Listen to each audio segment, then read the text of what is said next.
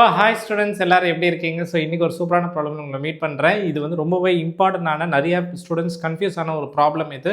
சிபிஎஸ்சியில் கேட்ட class 12 chapter 2க்குள்ளே வந்த ஒரு கொஸ்டின் தான் இது. ஓகே, ஸோ இது ரொம்ப ரொம்ப இம்பார்ட்டண்டான ப்ராப்ளம். இந்த வீடியோ ஃபுல்லாக பாருங்கள். இதில் 2 ப்ராப்ளம் நம்ம டிஸ்கஸ் பண்ண போகிறோம். ஓகே, இப்போ தான் நம்ம சேனலுக்கு நீங்கள் ஃபஸ்ட் டைம் வந்துருக்கீங்கன்னா மறக்காம என்ன பண்ணி வச்சுக்கோங்க, சப்ஸ்கிரைப் பண்ணி வச்சுக்கோங்க. ரெகுலராக நம்ம சேனல்லேருந்து வீடியோஸ் வருது. Let's go into the video. So இந்த ப்ராப்ளமில் கேர்ஃபுல்லாக கவனிங்க, இன்ட்ரெஸ்டிங்கானது எப்படின்னு பாருங்கள்.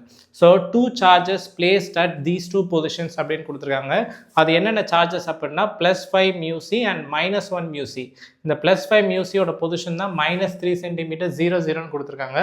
-3 cm 00 என்ன அர்த்தம் அப்படின்னா எக்ஸோட வேல்யூ -3 cm, ஒய்யோட வேல்யூ 0, ஜெட்டோட வேல்யூ 0. இது உங்களுக்கு தெரியும் பொசிஷன். ஓகே, இன்னும் எக்ஸ்டர்னல் ஃபீல்ட். ஸோ இந்த 2 சார்ஜுமே எங்கே இருக்குது அப்படின்னா எக்ஸ்டர்னல் ஃபீல்டில் இருக்குது. E vector = a/r² × r gap அப்படின்றது கொடுத்துருக்காங்க. இவ்வளோ தான் கொடுத்துருக்காங்க, a/r² × r கேப். நம்மளுக்கு இதை பார்த்தோன்னே ஸ்டூடெண்ட்ஸ் வந்து பயந்துடுறாங்க. ஆனால் நம்ம கிளாஸ் 12 ஃபஸ்ட்டு சாப்டரில் படித்த கூலும்ஸ் லாக்கு அடுத்து நம்ம படித்தது வந்து இந்த electric field. So electric field of a point charge படித்தோம். ஸோ அந்த ஃபார்மில் ஞாபகம் இருந்தாலே இது உங்களால் ஆன்சர் பண்ண முடியும். ஸோ a/r² × r கேப் நம்ம எங்கே படித்தது அப்படின்னா பாயிண்ட் சார்ஜில் படித்தது. பாயிண்ட் சார்ஜோட எலக்ட்ரிக் ஃபீல்டு என்னது? kq/r² × r கேப் தானே. அதே தான் இது. என்ன வித்தியாசம் அப்படின்னா இங்கே a இருக்குது, இங்கே என்ன இருக்குது? KQ இருக்குது. அவ்வளோதான் வித்தியாசம். ஸோ அவங்க வந்து KQ இருக்க இடத்துல ஏன்னு போட்டனால நம்ம பசங்களால கண்டுபிடிக்க முடியல. But it's exactly the field due to a point charge. kq/r² × r cap அதோட corresponding potential. So field point சார்ஜோட ஃபீல்டு இதுனா பொட்டென்ஷியல் வந்து என்ன இருக்கும்? kq/r தானே. ஸோ அதில் என்ன டவுட்டு? ஸோ இது ஃபீல்டு, அதோட கரஸ்பாண்டிங் பொட்டென்ஷியல் ரொம்ப ரொம்ப முக்கியமானது. இந்த ஆர்ன்றது என்னது? What is r? ஸோ கவனிங்க, சார்ஜ் கியூலேருந்து பாயிண்ட் பிக்கு இருக்கக்கூடிய டிஸ்டன்ஸ் தான் என்னது? ஆர். ரொம்ப ரொம்ப இம்பார்ட்டன்ட் பாயிண்ட் வந்து இந்த ஆர்ன்றது எப்பவுமே ஆரிஜின்லேருந்து பாயிண்ட் பிக்கு வரைகிறது. ஓகே, ஸோ சார்ஜ் எங்கே இருக்கும்? இந்த டயக்ராம், இந்த கண்டிஷன், தட் இஸ் இந்த ஃபீல்ட் kq/r² × r கேப்புக்கு சார்ஜ் எங்கே இருக்குது? It is at the origin. XYயோட ஆரிஜினில் சார்ஜ் இருக்குது. அங்கேருந்து ஒரு பாயிண்ட் பியில் இருக்கக்கூடிய டிஸ்டன்ஸ் தான் எவ்வளோ? நம்மளுக்கு R. You should be very much careful. இதில் யாருக்கா டவுட்ஸ் இருக்கா? ஸோ இந்த கண்டிஷனுக்கான டயக்ராம் இது. ஓகே, இப்போ என்ன கேட்டிருக்காங்க? ஸோ ஏவோட வேல்யூ கொடுத்தாச்சு. Find the change in potential energy due to the electric field. அதாவது find the change in potential due to the electric field. அதாவது எலக்ட்ரிக் ஃபீல்ட் இருக்கிறனால என்ன சேஞ்ச் இன் பொட்டன்ஷியல் எனர்ஜி அப்படின்னு சொல்லி கேட்குறாங்க. What is P is call? P is nothing but the potential energy. இது பாருங்கள், இவன் டைரெக்டாக கேட்கல. சார்ஜஸ் இருக்குது, சார்ஜஸில் ஒரு ஃபீல்டு வந்தால் எப்படி பொட்டன்ஷியல் எனர்ஜி மாறும் அப்படின்னு கூட கேட்கலாம். ஆனால் சிபிஎஸ்சியில் எப்போவுமே ஒரு ரகசியமாகவே ஒரு விஷயத்த சொல்கிறாங்க. That is find the change in potential energy due to electric field. நம்ம தான் புரிஞ்சுக்கணும் ஃபீல்டு இல்லாதப்போ என்ன பொட்டன்ஷியல் எனர்ஜி, ஃபீல்டு இருக்கும்போது என்ன பொட்டன்ஷியல் எனர்ஜி. ரெண்டுத்தோட டிஃப்ரென்ஸ் தான் என்னது? Change in potential energy. கரெக்டாக இல்லையா? தட் இஸ் இனிஷியலாக ஒரு பொட்டன்ஷியல் எனர்ஜி இருந்திருக்கும் 2 சார்ஜால், Q1 and Q2. That is இந்த 2 சார்ஜால் ஒரு பொட்டன்ஷியல் எனர்ஜி இருந்திருக்கும். அதுக்கப்புறம் ஃபீல்டு வந்ததுக்கப்புறம் ஒரு பொட்டன்ஷியல் எனர்ஜி வந்திருக்கும். 2 பேரோட டிஃப்ரென்ஸ் ஃபைனல் மைனஸ் இனிஷியல் தான் என்னது? நம்மளுக்கு change in potential energy. So இதுதான் கேட்குறாங்க.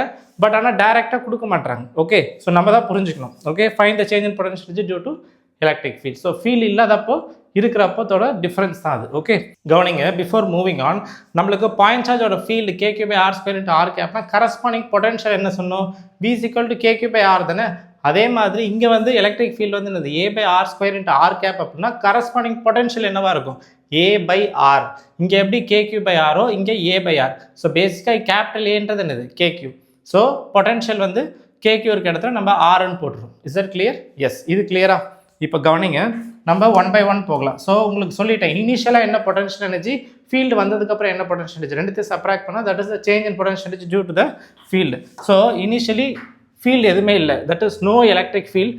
அந்த கண்டிஷனில் ஃபஸ்ட்டு சார்ஜ் வந்து எந்த பொசிஷனில் இருந்துச்சு? 5 μc வந்து -3 cm 00 இருந்துச்சு, which is exactly negative x ஆக்சஸில். -1 μc வந்து ப்ளஸ் எக்ஸ் ஆக்சஸில் 3 cm 00 இருந்துச்சு. ஸோ இது -3, இது +3. ரெண்டுத்துக்கும் நடுவில் எவ்வளோ டிஸ்டன்ஸ் அப்படின்னா யூனிட் கரெக்டாக போடணும். நிறைய பேர் அவசரத்தில் சென்டிமீட்டர் மிஸ் பண்ணிடுவாங்க.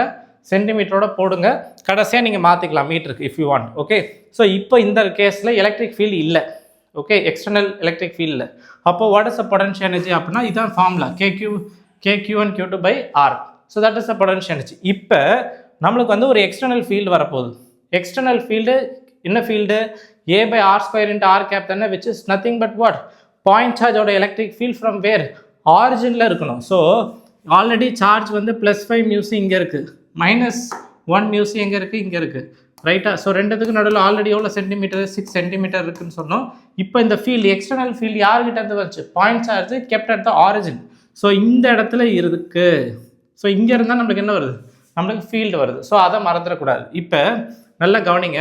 இப்போ இதனால தான் நம்மளுக்கு என்ன வரப்போகுது, எக்ஸ்டர்னல் ஃபீல்டு வரப்போகுது. This is the external field that we are going to have. Okay, external field. இப்போ நம்மளுக்கு ஆல்ரெடி அந்த இடத்துல என்ன இருக்குது, 2 சார்ஜ் இருக்குது. ஒன்று 5 மியூசி, இன்னொன்று -1 மியூசி ஆல்ரெடி இருக்குது. இப்போ பொட்டன்ஷியல் எனர்ஜி எப்படி கண்டுபிடிப்பேன், எக்ஸ்டர்னல் ஃபீல்டில் டேரெக்டாக நம்மளுக்கு ஃபார்முலா இருக்குது. ஸோ 2 சார்ஜ் இனிஷியலாக இருக்கும்போது என்ன பொட்டன்ஷியல் எனர்ஜி, KQ1Q2/6 சென்டிமீட்டர் தானே. இப்போ நம்மளுக்கு ஃபீல்டில் இருக்கும்போது என்னென்னா ரொம்ப ரொம்ப இம்பார்ட்டன்ட். இப்போ இதான் சார்ஜ். இந்த சார்ஜால் இந்த பாயிண்டில் எவ்வளோ ஃபீல்டு இருக்கும், பொட்டன்ஷியல் இருக்குன்னா V2.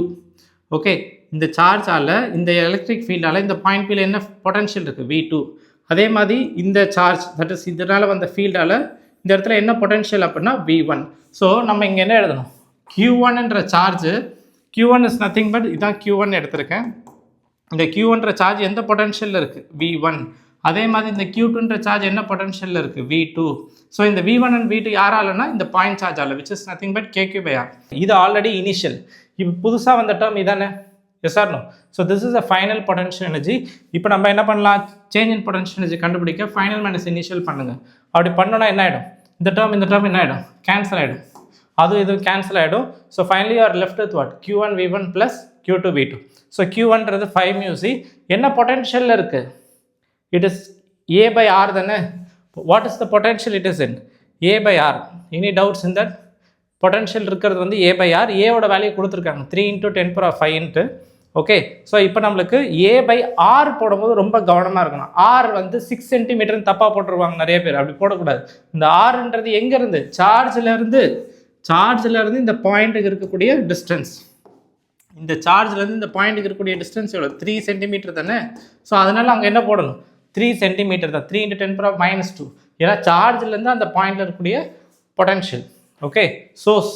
ஓகே, அண்ட் டினாமினேட்டரில் இங்கே என்ன வரும், இங்கே A/R 3 × 10⁻². சார்ஜ் வந்து -1 மியூ. Okay, right. இப்போ நம்ம டேரெக்டாக எல்லா வேலையும் சப்ஸ்டியூட் பண்ணுங்கள். ஏவோட வேலையை சப்ஸ்டியூட் பண்ணுங்கள், 5 × 10⁻6. இதுலேயும் 5 × 10⁻6 சப்ஸ்டியூட் பண்ணுங்கள். And take the things common. So காமனாக வெளில எடுத்தீங்க அப்படின்னா நம்மளுக்கு என்ன வரும், இதோ இருக்கு இல்லையா, இங்கே A இருக்குது, இங்கே A இருக்குது. ஸோ காமனாக எடுங்க, 10⁻4 × A, 5/3 -1/3. ஸோ ஜஸ்ட் மல்டிப்ளை பண்ணுங்கள். ஏவோட வேல்யூ சப்ஸ்டியூட் பண்ணோன்னா ஃபைனல் ஆன்சர் என்ன வருது, 40 joule. So that's going to be the answer. Okay, உங்களுக்கு புரிஞ்சிருக்கும் நம்புறேன். புரியலன்னா மறக்காமல் கமெண்ட் செக்ஷனில் பண்ணுங்கள், நான் உங்களுக்கு கண்டிப்பாக ரிப்ளை பண்ணுறேன். ஸோ என்ன கொடுத்துருக்காங்கன்னு பாருங்கள். இதெல்லாம் பண்ணுறதுக்கு முன்னாடி first will see the theory part quickly. இப்போ இது மாதிரியான அரேஞ்ச்மெண்ட், இப்போ கெப்பாசிட்டர், இது வந்து ஒரு கெப்பாசிட்டர் C1 எடுத்துக்கலாம். Okay, this is some capacitor C1, இது C2, திஸ் இஸ் C3, அதே மாதிரி C1, C2, C3. இப்போ இது ஒரு கெப்பாசிட்டர் அரேஞ்ச்மெண்ட், இது ஒரு கெப்பாசிட்டர் அரேஞ்ச்மெண்ட். இப்போ இந்த அரேஞ்ச்மெண்ட் என்ன சொல்ல வருதுன்னா, இது ஒரு 2 எண்டுன்னு எடுத்துக்கலாம். இந்த 2 எண்டுமே பார்க்கறதுக்கு எப்படி இருக்கா அப்படின்னா, இது 2 பேரோட ஈக்குவலன்ஸ் என்ன அப்படின்னா, it's nothing but a parallel arrangement. That is this going to be 2 ends, this going to be C1, C2, C3. இப்போ கிளியரா?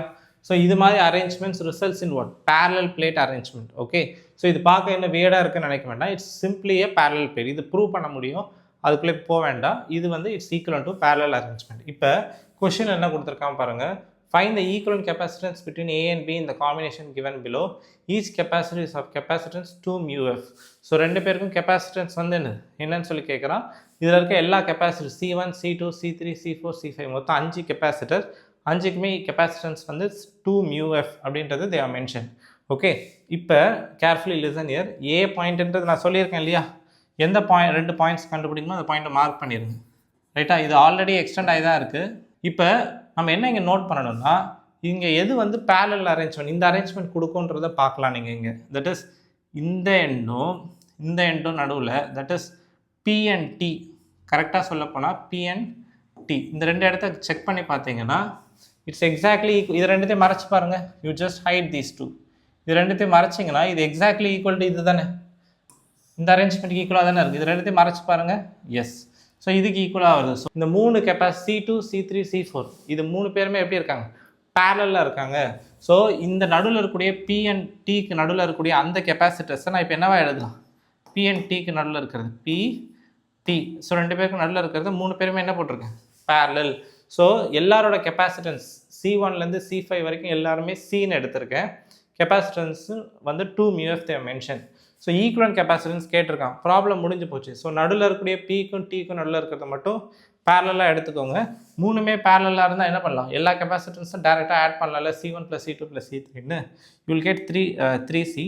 ஓகே, அதுக்கப்புறம் 3 பேருமே பேரலாக இருக்கும்போது சீரீஸில் இருக்கும்போது you need to use this arrangement. கரெக்டாக 1/C + 1/3C + 1/C multiply by 3 divided by 3 பண்ணுங்கள். Multiply by 3 divided by 3 add பண்ணுங்கள். You will get 7/3C. That is LCM we are taking. C equivalent என்ன வரும்? 3C/7. So that one you should note. Okay, that is the equivalent capacitance. So answer வந்து C இருக்க இடத்துல என்ன பண்ணும்? 2 μF போட்டிங்கன்னா 6 μ/7 சொல்லி வரும். நான் C இன்னும் சப்ஸ்டியூட் பண்ணல. C you can substitute 2 μF. If a DC source of 7 volt is connected across AB. So இந்த அரேஞ்ச்மெண்ட்டுக்கு அக்ராஸில் ஒரு AB கெப்பாசிட்டர் வந்து நம்மளுக்கு ஆட் பண்ணியிருக்காங்க. How much charge is drawn from the source? So sourceலேருந்து எவ்வளோ சார்ஜ் எடுத்திருக்காங்க அப்படின்றது it's a question. What is the energy stored in the network? So எவ்வளோ charge வந்து சோர்ஸ்னால் என்னது? அந்த பேட்டரி 7 வோல்ட்லேருந்து எவ்வளோ சார்ஜ் டெலிவர் ஆகிருக்கு. At the same time what is the energy stored in the network அப்படின்றது ரொம்ப ரொம்ப இம்பார்ட்டண்டான பாயிண்ட்டு. ஸோ நல்லா கவனிங்க. இப்போ இந்த மாதிரி இருக்கக்கூடிய ஒரு அரேஞ்ச்மெண்ட் ஏபியோட ஈக்குவலன்ட் கெப்பாசிட்டன்ஸ் நம்ம கண்டுபிடிச்சி வச்சிட்டோம். கரெக்டாக? ஸோ இதுதான் நம்ம என்ன சொன்னோம்? ஏ, திஸ் இஸ் பி. ஸோ அந்த 5 கெப்பாசிட்டர் இந்த அரேஞ்ச்மெண்ட்டை ஏஎன்பின்னு சொல்லி சிங்கிள் கெப்பாசிட்டன்ஸாக மாற்றிட்டோம். இப்போ அதை போய் நம்ம யாரோட கனெக்ட் பண்ணுறோம்? இது யாரோட கனெக்ட் பண்ணுறோம்? ஒரு 7 வோல்ட் பேட்டரியோட கனெக்ட் பண்ணுறோம். ஒரு கெப்பாசிட்டரில் முக்கியமான பாயிண்ட் என்னென்னா சார்ஜிங்கில் இந்த positive terminal of the battery will supply what? +Q. Okay, negative terminal of the battery will supply -Q. So charge எவ்வளோ சப்ளை பண்ணுது பேட்டரி அப்படின்னா Q is the correct answer. Okay, you should not say இந்த plate +Q sir, அந்த plate -Q. What is net charge? 0ன்னு சொல்லக்கூடாது. அவங்க என்ன கேட்குறாங்கன்னா positive terminal +Q, negative terminal -Q அப்படின்ற மாதிரி we should consider. So what is the charge supplied அப்படின்னா Q. சரி, இப்போ Q இஸ் ஈக்குவல் டு இந்த சார்ஜ் தானே இங்கே போய் ஸ்டோர் ஆக போகுது.